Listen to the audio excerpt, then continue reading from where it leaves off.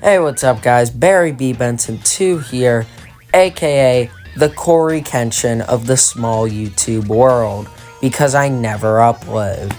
I'm projecting this video will come out a month after my previous video. If it's less than that, I will be genuinely shocked. Anyways, today, it's finally happening, man. I'm finally doing the FNAF movie review. So yeah, this is my review on the FNAF movie. Like always, we're going to split up into a few categories. We're gonna do story, characters, writing, and I don't know, like cinematography or something like that. So yeah. Oh, I got a blue background this time because I didn't really like the gray background. I'm gonna experiment a little because I can't use the black background anymore, even though I really liked it. Yeah. FNAF movie. Now, before we jump right into the review, let's talk a bit about the FNAF movie. So, first up, a couple things I want to mention is one, this movie suffers from Mario movie syndrome. Now, what's Mario movie syndrome? It's where the Rotten Tomatoes score looks like this. Yeah. Another thing I'd just like to point out is that this movie has been 8 years, maybe 9. I kind of lost track. 8 to 9 years in the making. And lastly, I did some searching, and depressingly, the FNAF movie was not nominated for any awards, not even at the Barry B. Benson 2 Awards. With that being said, let's just hop right into it.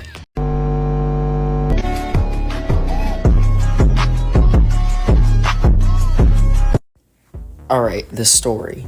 So the story is simultaneously very simple while also being very complicated, so I'll try to explain it. Basically, our main guy needs to find a job because his bitch stepmom is trying to sue him to get his sister taken away from him, and in order to prove that he can provide for her, he needs money, so he tries to get a job at Freddy Fazbender's Pepperonis as the night guard. Anyways, with all of that, he's also having, like, dreams about his little brother's disappearance, which he's also trying to solve the mystery of, even though it happened, like, 20 fucking years ago. So, at this point, his chances are, like, dead in the water. Anyways, he eventually meets a girl from the police department named Vanessa. Wait a minute. Yeah, I'll talk all about that whenever we get to the characters. Anyways, not only that, but he also finds out his sister can, like, talk to ghosts or something, which is why he brings her to Freddy Fazbender's Pepperonis. And from that point on, it kind of just becomes a big, scary mess. Now, there's nothing wrong with having a story like this, especially since this is the Five Nights at Freddy's movie. So, like, what am I supposed to expect? But there are a few big things that really go against this. One, the little brother plot seems kind of unnecessary. The only reason why it's really there is, I don't know, for the little twist at the end.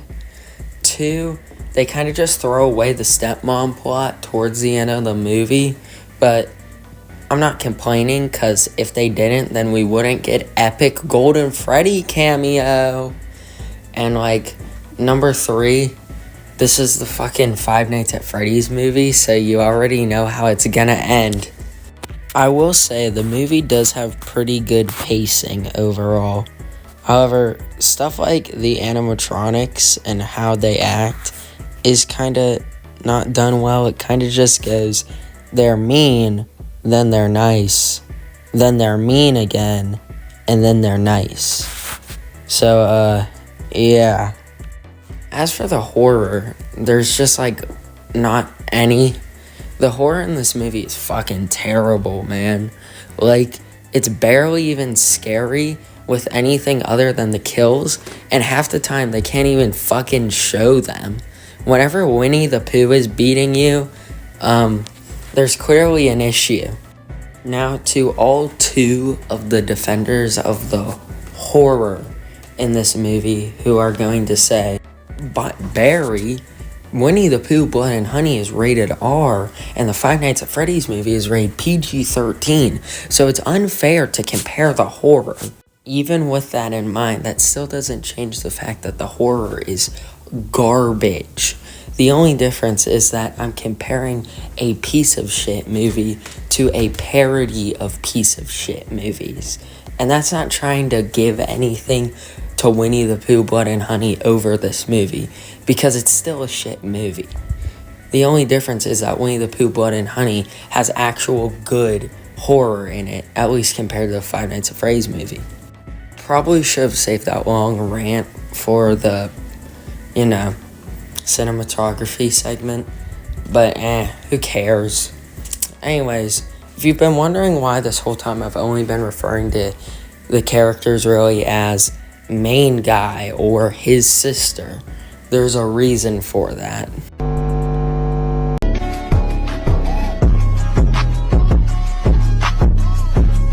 I can't remember anyone's fucking name, so just, give me a minute. Alright, I googled all the characters' names, so we're good now. Turn on the music. There we go. Now, let's discuss the characters. Let's start off with our main man, and that's Mike Schmidt. Just gotta say, I love the last name, Schmidt. His whole character arc is about accountability and how he has to come to the terms with the fact that it's not his fault that his brother died. I talked about that earlier. But I already talked about how his brother plot is kind of bullshit, and it basically comes down to this. My brother fucking died 20 years ago. And I can talk to ghosts and stuff. Rara raggy furries kidnapped my little sister. Yo, I killed your little brother. Har, and now you're gonna fucking die now. Also, he beats the crap out of some poor guy in a water fountain. So, that's pretty cool. Then we have his little annoying sister, and she's the little girl. The one that all the horror movies have, the little kid who talks to the ghosts and stuff. Yeah, that's her. Oh yeah, I can't forget to mention Matt Pat and Corey Kenshin, the two best characters in the movie. Literally no complaints. How could I even complain about them? Matt Pat literally says, but that's just a theory. And Corey Kenshin is just the goat, you know what I mean? Oh yeah, I almost forgot about Vanessa. Disregarding how stupid it is, the fact that a character in Security Breach is in a movie based around the first game. As for her character, she's kind of whatever. Her whole character is that she's trying to protect people from Freddy's kind of, while simultaneously just trying to have fun. And spoiler warning, she's Purple Guy's daughter. And lastly, no, I'm not talking about the fucking animatronics. William Appleton, or Purple Man, or whatever you want to call him. Whenever the movie first starts up, he's kind of like the phone guy, which is pretty cool. And nice reference to the whole phone guy is the killer theory. And then he just kind of doesn't do fucking anything until the end of the movie, whenever he's spring trap and stuff. What everyone knew was gonna happen. He kind of just isn't much of a character, because he's kind of just the creepy evil guy who doesn't appear until the very end of the movie. So he's kind of whatever, I guess. Oh, and yeah, he does say the thing. I always come back. Overall, the characters are all just kind of meh. They could have done way worse. Like, at least everyone isn't just a bunch of stereotypes, you know what I mean? So I'll give them that. But this character is just kind of meh.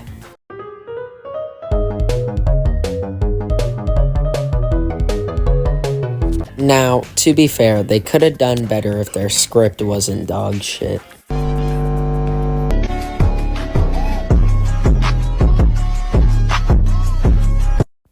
Wow. I will say, the opening scene with the previous night guard is actually really good. Oh yeah, I need to complain so the video gets views. Put on the music and let's start it up. Okay, I was over-exaggerating a bit. The writing is actually pretty good. However, there is some stuff that I think is kind of dumb and could have been done way better. I don't really get why Vanessa doesn't just tell Mike why he shouldn't bring his sister to Freddy's or why she doesn't want him to. She's all vague about it, whenever she could have just been like, "Oh, hey Mike, please don't bring your sister here anymore." Oh, why? Well, like, the animatronics are, like, evil and stuff and gonna kill her if you keep showing up here with her. Oh, okay, I guess I'll stop bringing her. And also, like, Vanessa's a cop, so, like, why is she just fucking around at Freddy's all the time, you know what I mean? Also, so that I don't have to waste a bunch of time on it, I'm just gonna say, I fucking hate the fact that it takes so long for the animatronics to, like, actually be antagonists. Like, I didn't need to see Bonnie fucking build a fort of tables and, like, fall over and shit. Like, come on, that's just, no. Now, I will give it one thing. I thought this joke was pretty funny. Attraction is great. So many guns I can. Great. It's a really good reference, and yeah, that's why I like it. Other than the stuff I listed earlier, the writing is fine. It's nothing too crazy, but it's pretty good, aside from, like I said, the stuff I mentioned earlier. Anyways, what's next on the list? Oh yeah, production.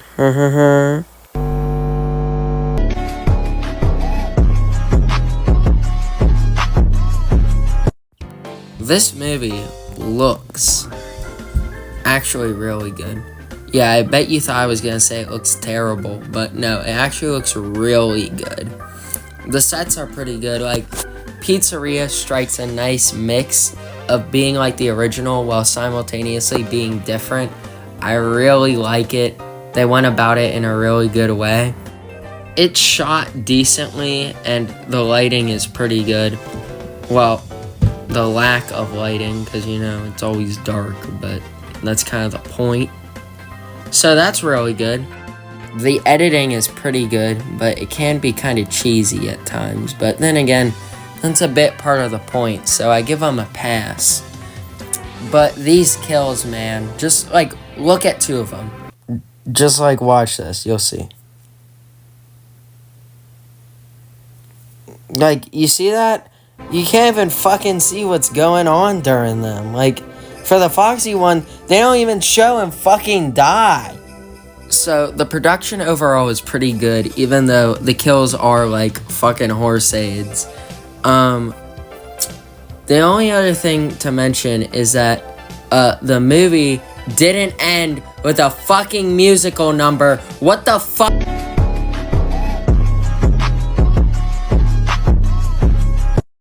Overall, the Five Nights at Freddy's movie was, well, it was alright, I guess.